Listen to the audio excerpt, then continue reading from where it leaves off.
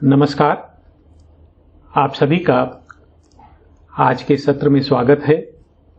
हम लोग श्री मां का आह्वान करते हुए इस सत्र को आरंभ करते हैं।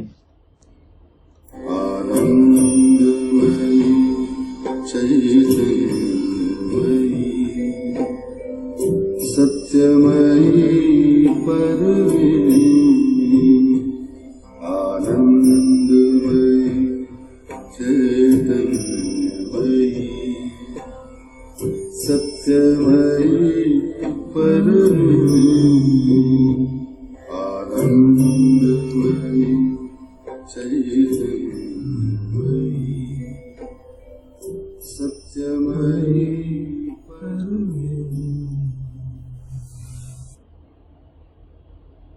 ओम।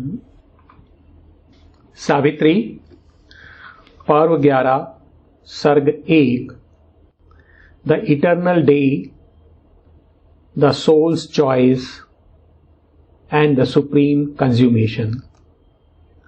शाश्वत दिवस, आत्मा का चुनाव और सर्वोच्च सिद्धि।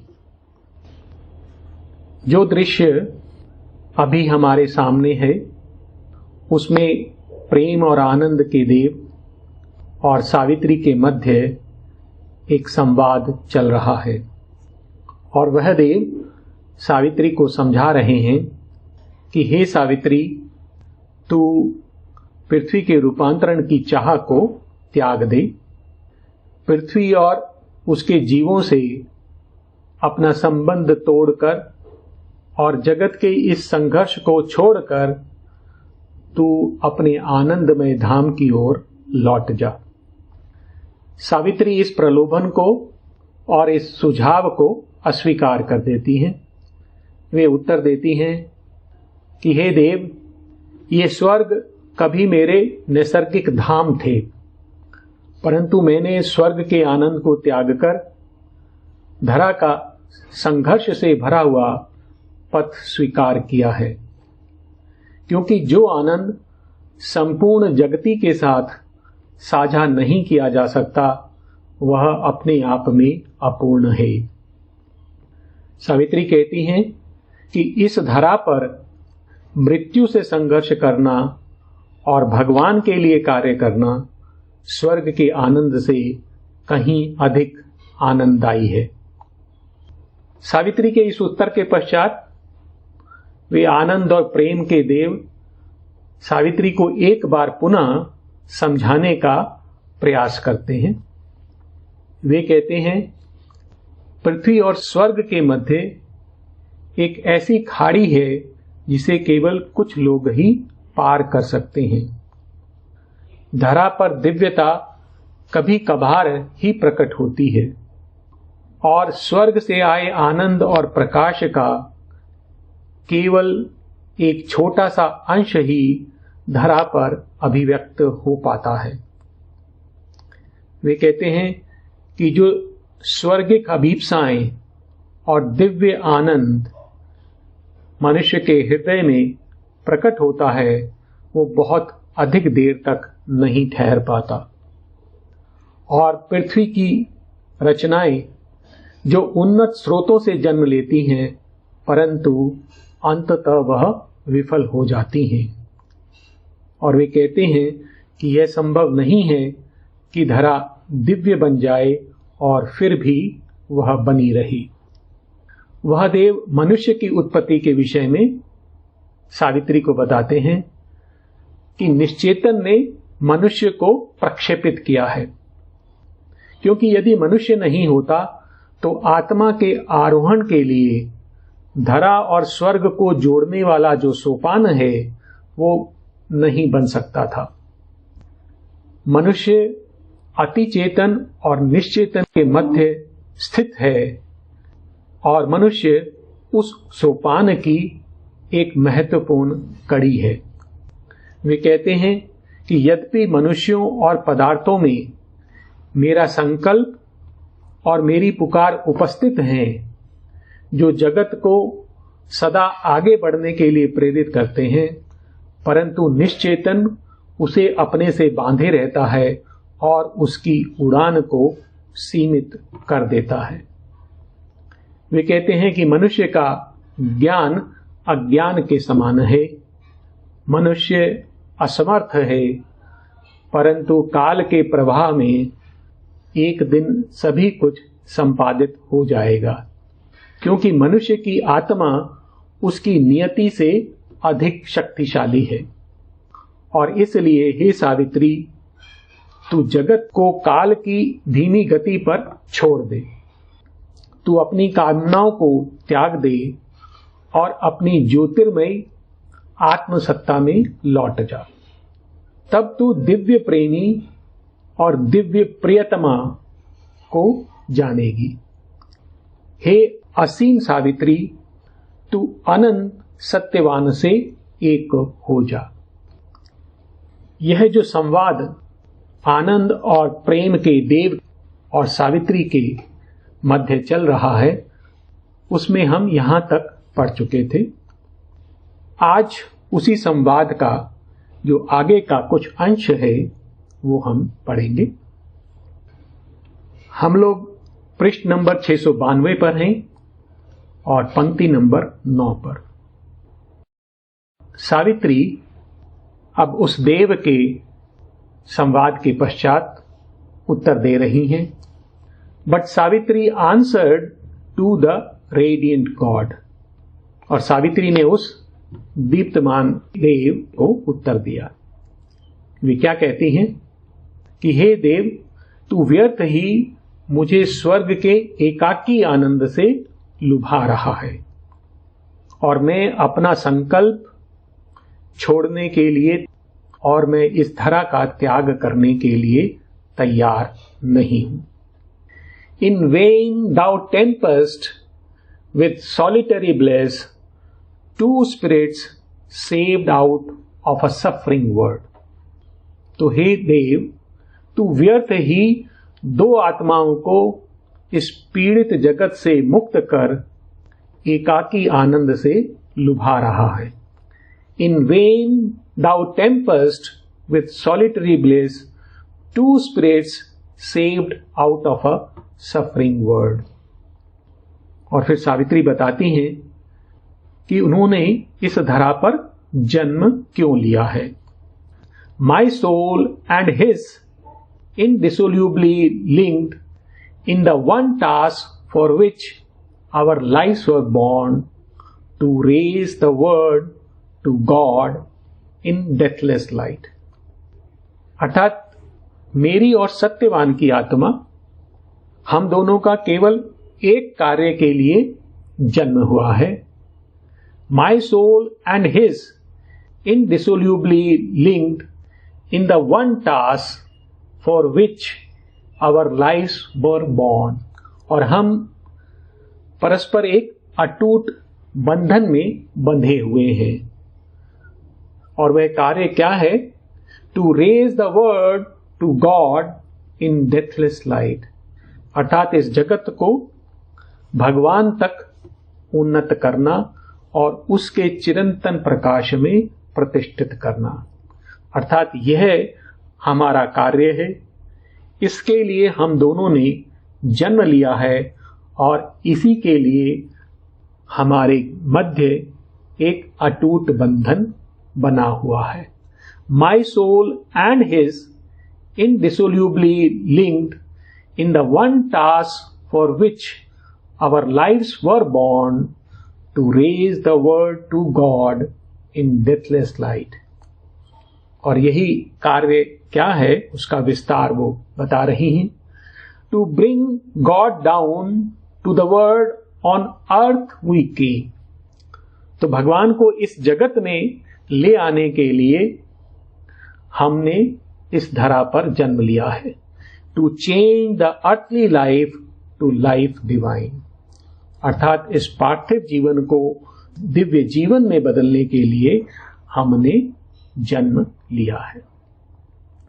My soul and his indissolubly linked in the one task for which our lives were born, to raise the world to God in deathless light, to bring God down to the word on earth we came to change the earthly life to life divine.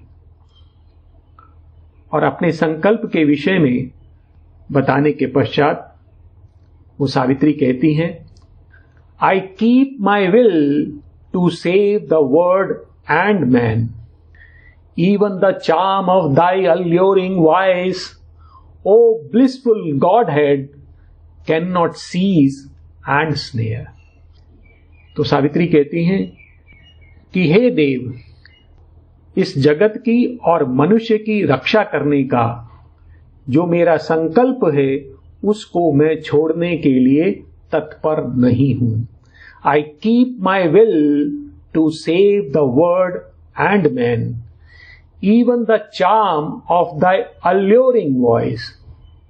तो हे देव, यह जो तेरी मोहक वाणी है उसका जादू भी मुझे पकड़ नहीं सकता है, भ्रमित नहीं कर सकता है. I keep my will to save the world and man, even the charm of thy alluring voice, O blissful Godhead, cannot seize and snare. I sacrifice not earth to happier words. अर्थात मैं उन आनंदमयी लोकों के लिए जिसका तू मुझे प्रलोभन दे रहा है, मैं इस धरा का त्याग नहीं करूंगी. I sacrifice not earth to happier words. फिर सावित्री एक सत्य हमारे समक्ष प्रकट कर रही हैं कि यह जो जगत है, इसमें जो मनुष्य हैं, जो पदार्थ हैं, उनके अंतर में एक दिव्य संकल्प निहित है और उसी संकल्प को पूरा करने के लिए, उसी भाव को पूरा करने के लिए इस सृष्टि का आरंभ हुआ है. Because there dwelt the Eternal's vast idea and his dynamic will in men and things, so only could the enormous scene begin. तो सावित्री बता रही हैं कि क्योंकि इस जगत में मनुष्यों के अंतर में और पदार्थों में शाश्वत का जो महाभाव है, eternal's vast idea and his dynamic will, और उसका जो सक्रिय संकल्प है वो उसके अंतर में निहित है. और इसी कारण इस विशाल सृष्टि का आरंभ हुआ है. Because there dwelt the Eternal's vast idea and his dynamic will in men and things, so only could the enormous scene begin. और फिर सावित्री कहती हैं, प्रश्न करती हैं उस देव से कि यदि ऐसा नहीं है तो यह जगत किसने बनाया है, क्यों बनाया है? Whence came this profitless wilderness of stars, this mighty barren wheelings of the suns?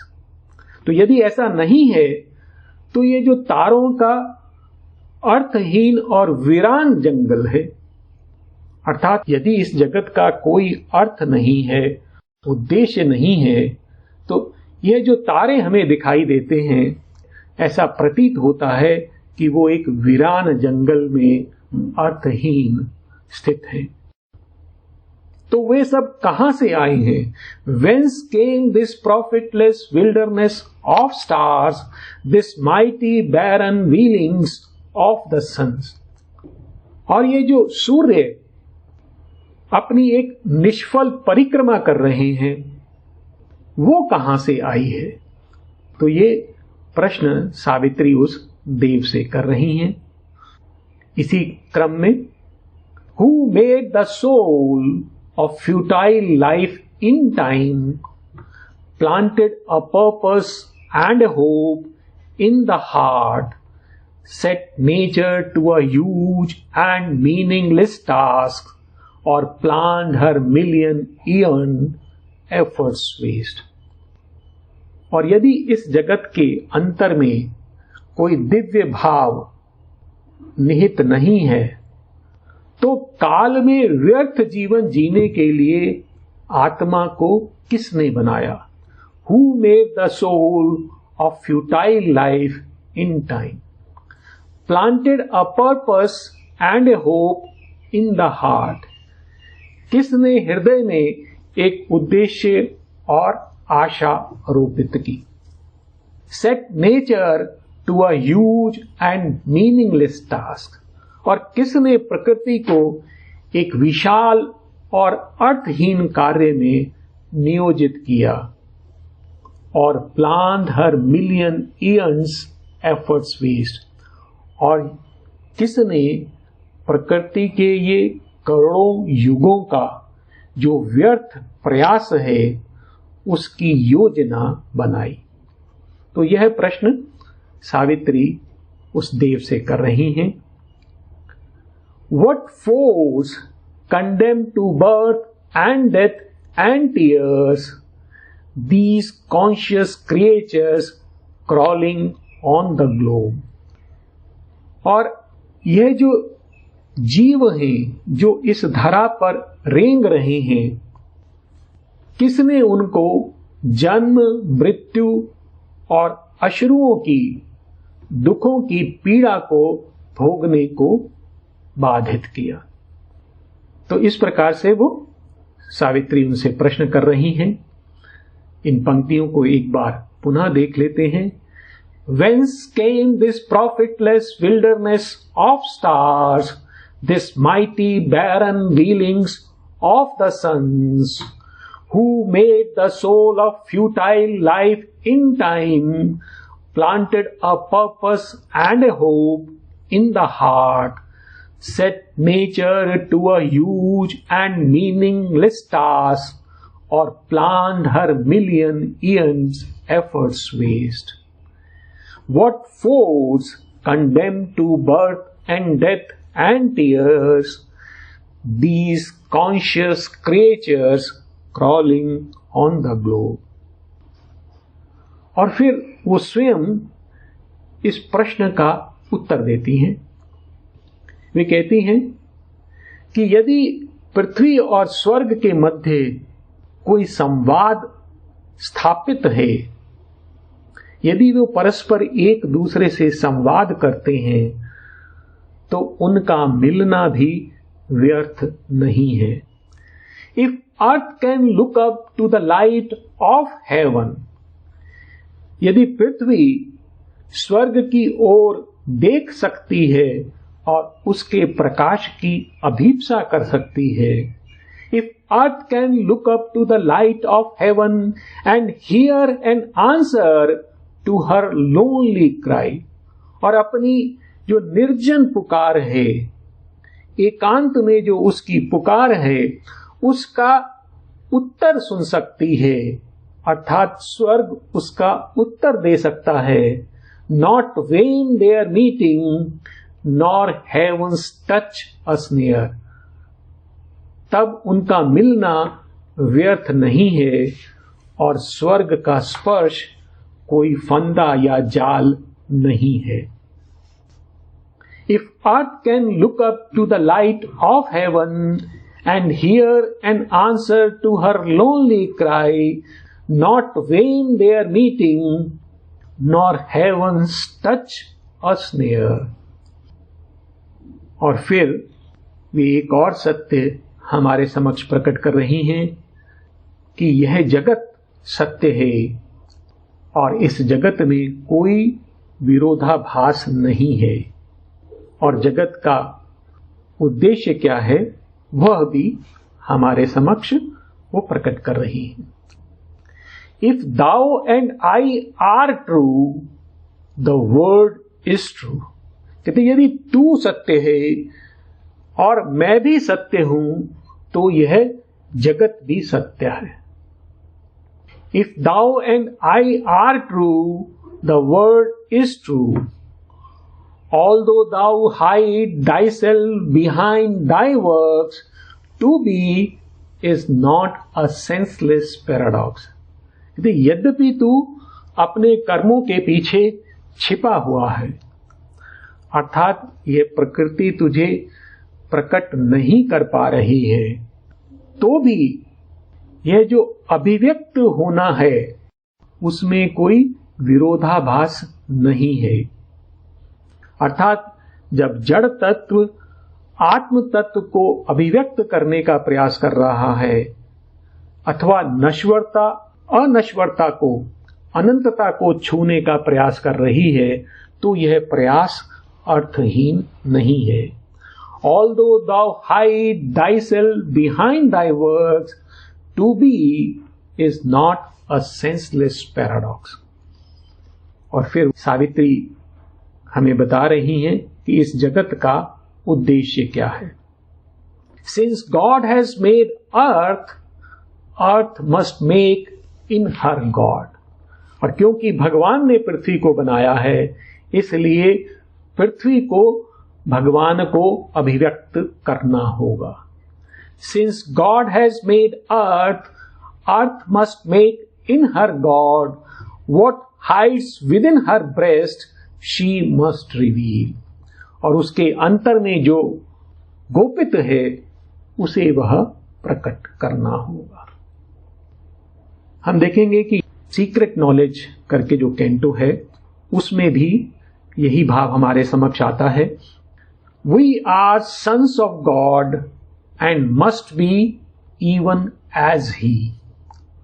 His human portion we must grow divine. अर्थात हम भगवान के पुत्र हैं, उसके अंश हैं और हमें उसके जैसा बनना होगा। तो यह जो धरा का उद्देश्य है वो हमारे समक्ष प्रकट कर रही हैं कि इस धरा को अपने अंतर में गोपित भगवान को प्रकट करना होगा।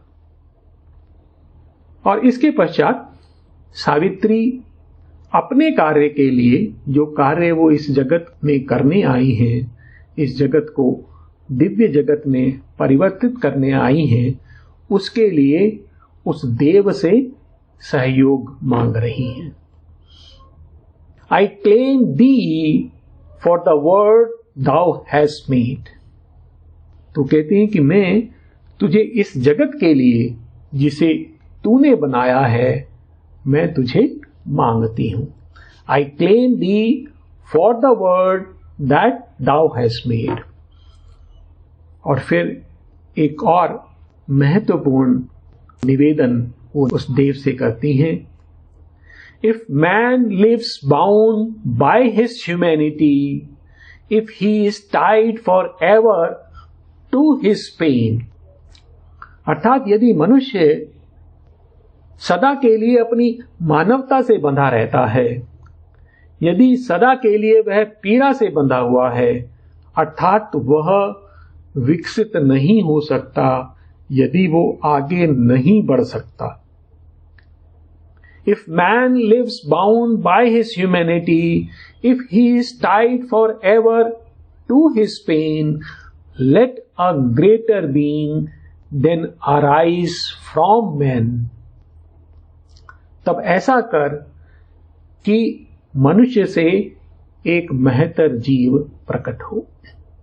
तो यदि मनुष्य उस स्थिति को प्राप्त नहीं कर पाता है, तो उसी मनुष्य से ऐसा कर कि एक महतर जीव प्रकट हो जाए। The super human with the eternal made, और यह जो अति मानव हो वह परम शाश्वत से भेंट करे। And the immortal shine through earthly forms, और इस प्रकार उस अति मानव के माध्यम से वो जो चिरंतन है, वो जो शाश्वत है, वो पार्थिव रूपों में प्रकट हो, प्रकाशित हो। If man lives bound by his humanity, if he is tied forever to his pain, let a greater being then arise from men. the superhuman with the eternal made, and the immortal shine through earthly forms. और फिर सावित्री कहती हैं कि यदि ऐसा नहीं हो सकता तो else were creation vain and this great world, अन्यथा यह सृष्टि और यह महान जगत व्यर्थ है। अर्थात फिर इन जगत का कोई भी उद्देश्य नहीं है, कोई अर्थ नहीं है। else were creation vain and this great world a nothing that in time's movements seems to be, अर्थात यह कुछ भी नहीं है जो काल के क्षणों में प्रकट हुआ प्रतीत होता है। अर्थात यह सब एक भ्रम है, आभास है। else were creation vain and this great world a nothing that in time's movements seems to be। और फिर सावित्री कहती हैं कि उन्होंने इस जगत में, इन पदार्थों में एक गोपित आत्मा को देखा है जो अनंत की ओर बढ़ रही है। अर्थात यह जगत व्यर्थ नहीं है। But I have seen through the insentient mask, I have felt a secret spirit stir in things, carrying the body of the growing God। तो सावित्री क्या कह रही हैं कि यह जो अचेतन का जो मुखौटा है, उसके पार मैंने एक गोपित आत्मा को देखा है। I have felt a secret spirit stir in things, और वो प्रयास करते हुए आगे बढ़ रही है, ऐसा मैंने अनुभव किया है। Carrying the body of the growing God, और वह विकसित होते हुए भगवान की देह को वहन करती है। अर्थात वह जो आत्मा है वो हमारे अंदर भगवान को प्रकट कर रही है। But I have seen through the insentient mask, I have felt a secret spirit stir in things, carrying the body of the growing God। और फिर वो जो सीक्रेट स्पिरिट है, वह जो गोपित आत्मा है, उसके विषय में वो हमें बता रही हैं। It looks through veiling forms at veilless truth। तो यह जो आत्मा है, आकृतियों के आवरण के पीछे स्थित जो निरा सत्य है, उसको देखती है।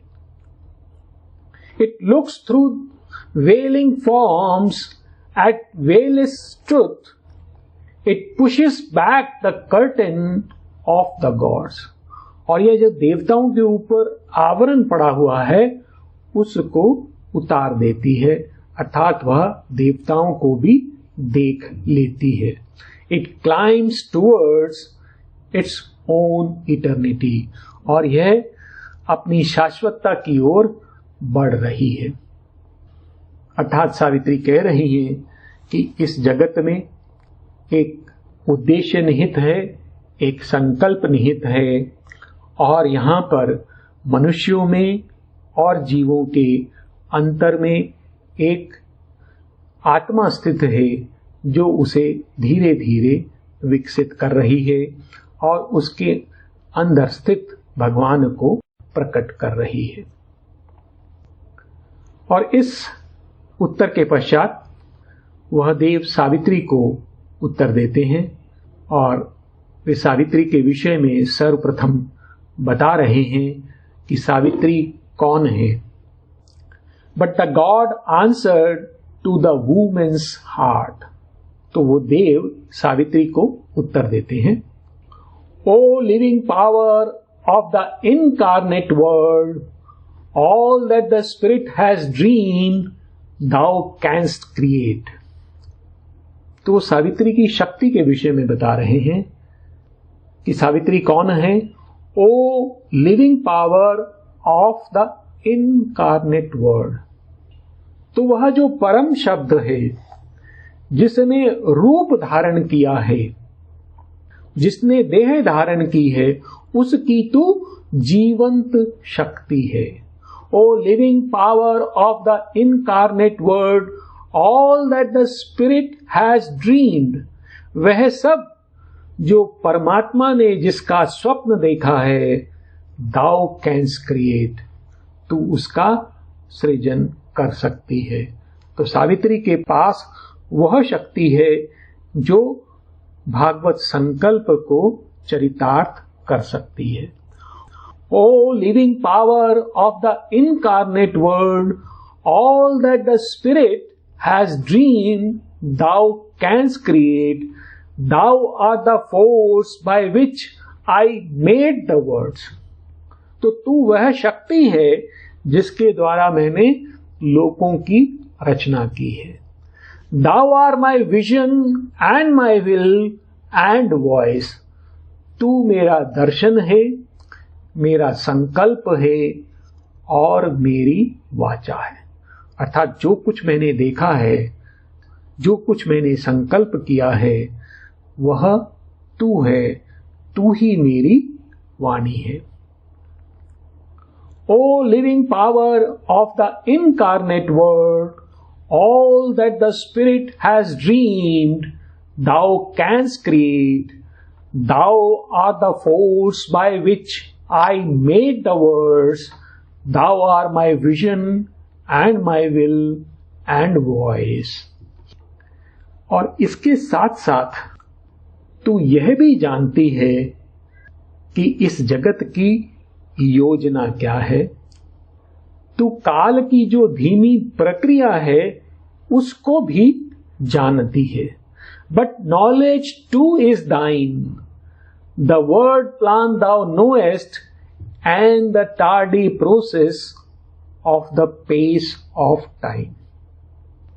तो इसके साथ साथ तेरे पास ज्ञान भी है, तू इस जगत की योजना को भी जानती है, और यह जो काल की धीमी प्रक्रिया है, गति है, उसको भी तू जानती है।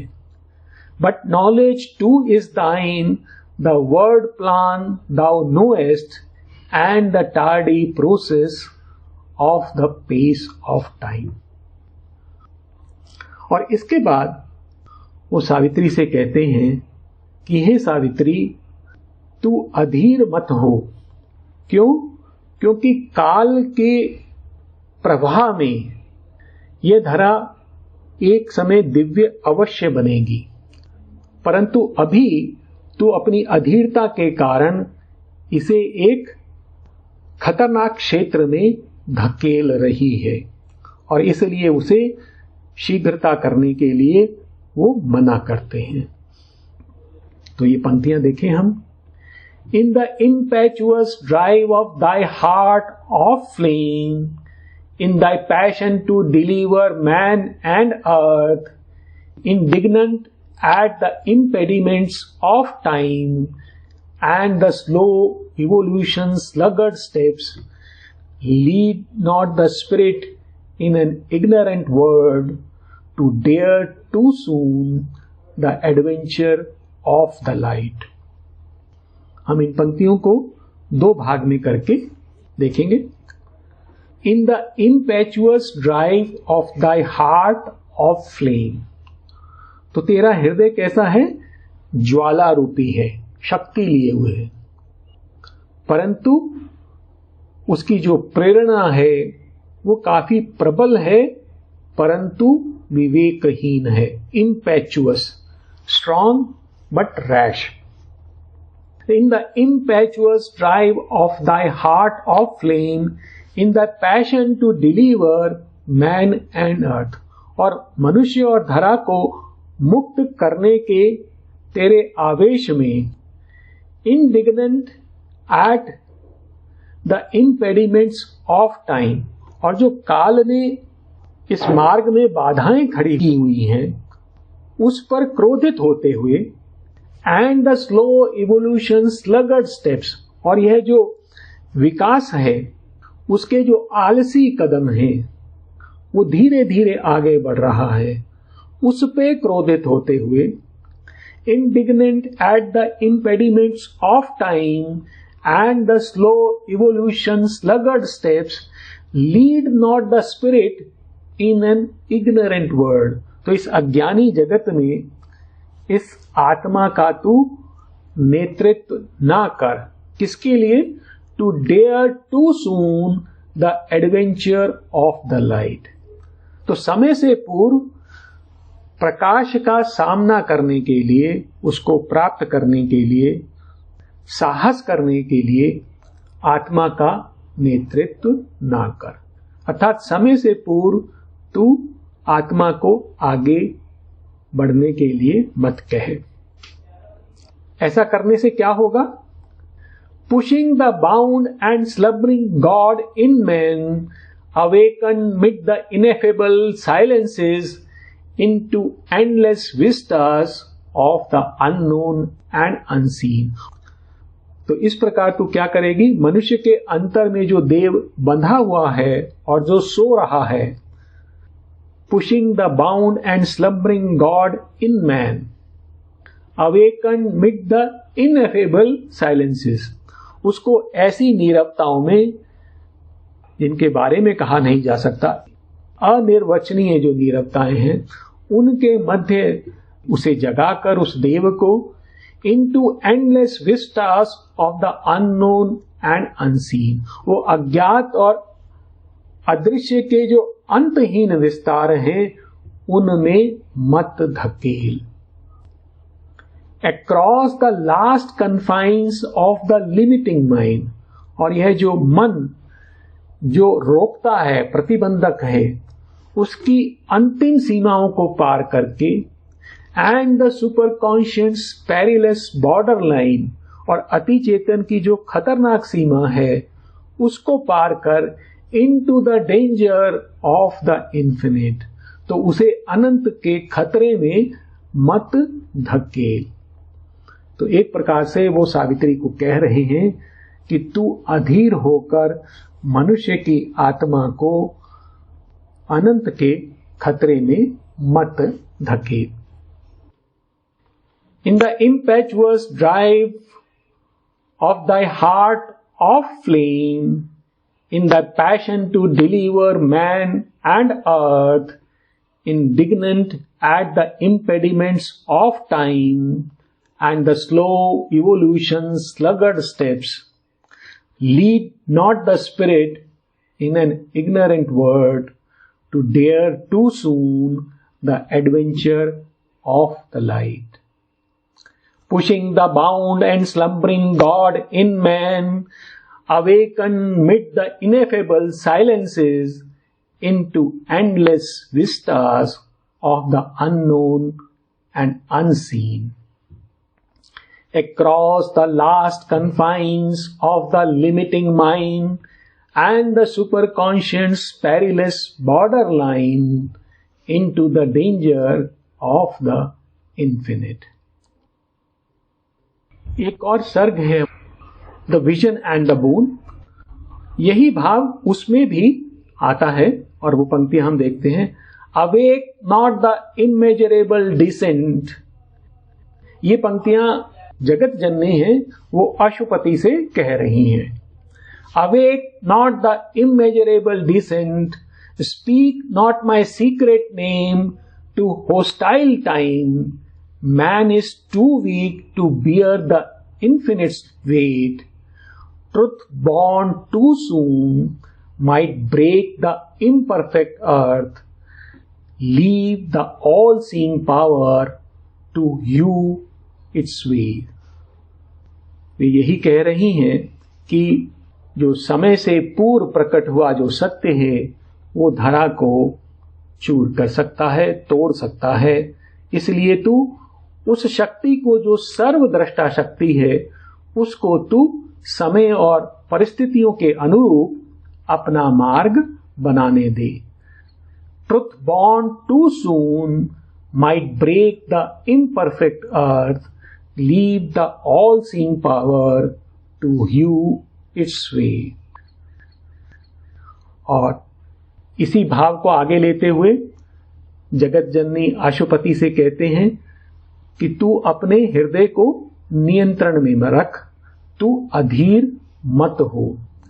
Let not the impatient titan drive thy heart, ask not the imperfect fruit, the partial prize, above blind fate and the antagonist powers.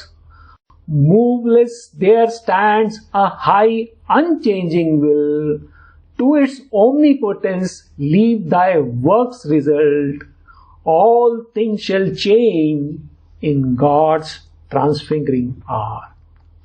तो वही भाव यहां पर भी है कि तू अधीर मत हो और यह जो तेरी चाहत है उसको तू एक सर्वशक्तिमान शक्ति है उसके समक्ष छोड़ दे, और एक समय आएगा वो जो भगवान की जो रूपांतरकारी घड़ी है उसमें यह सब कुछ बदल जाएगा।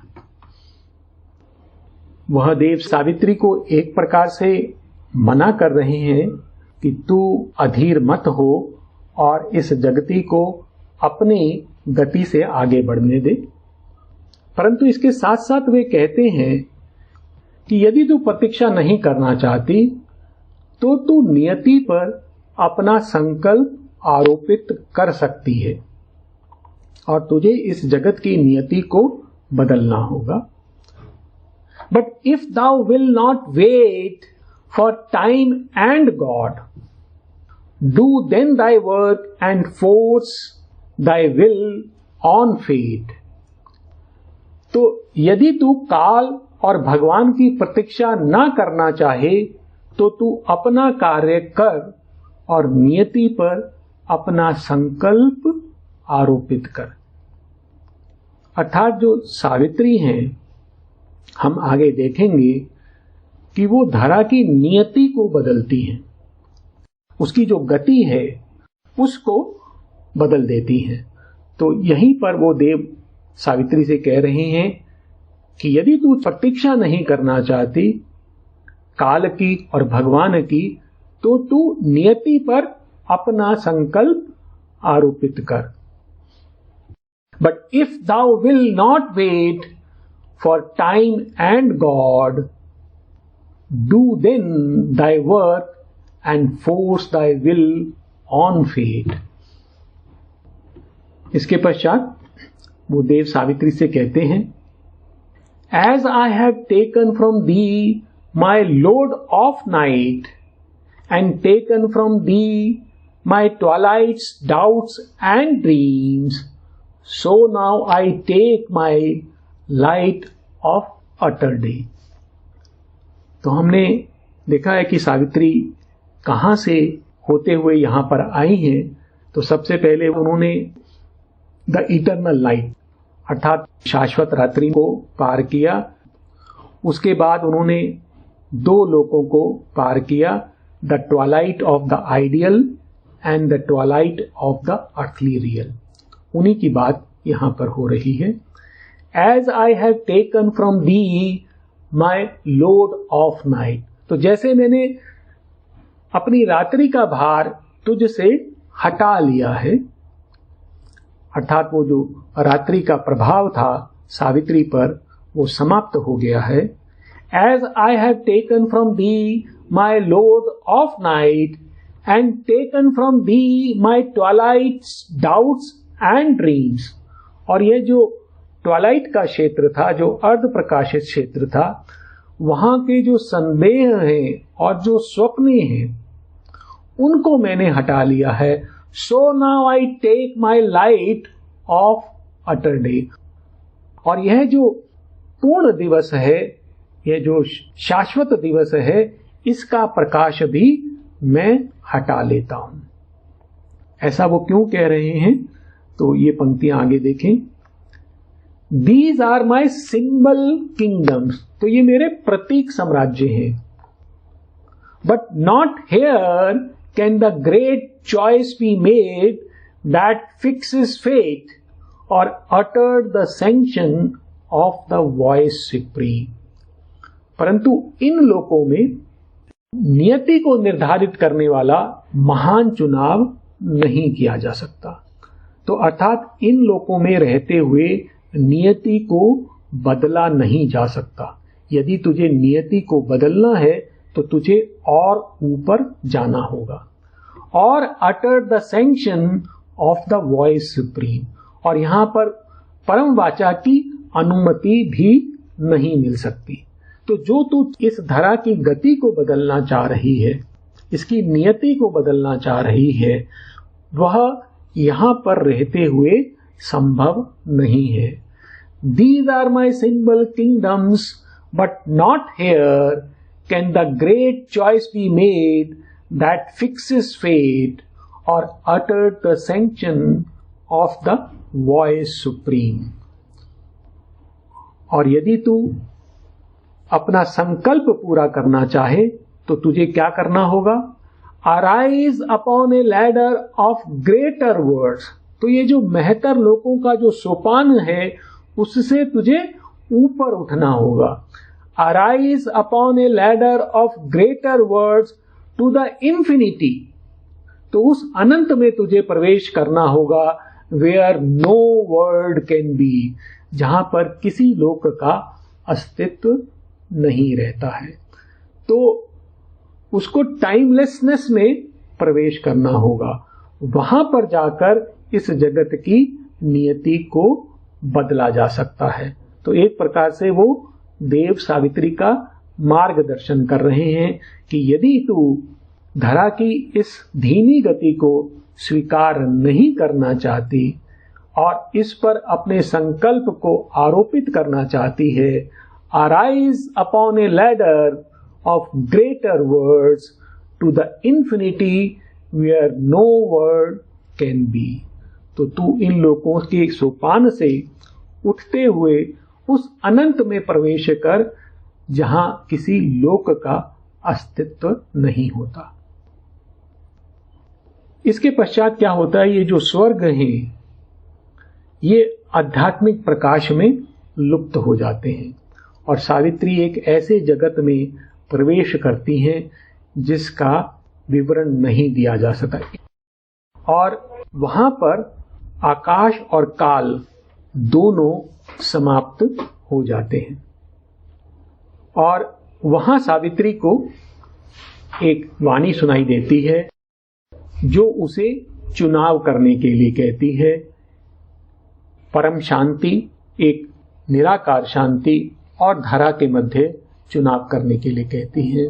और वो हम देखेंगे कि बाद में सावित्री धरा का चुनाव करती हैं।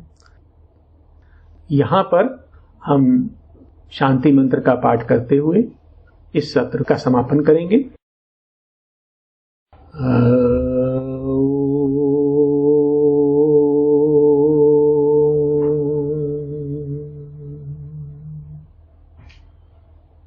शांति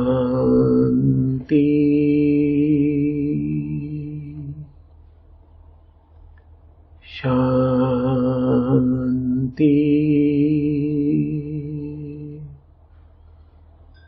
शांति।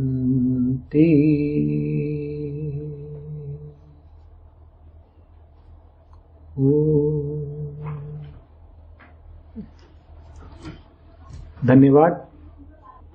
नमस्कार।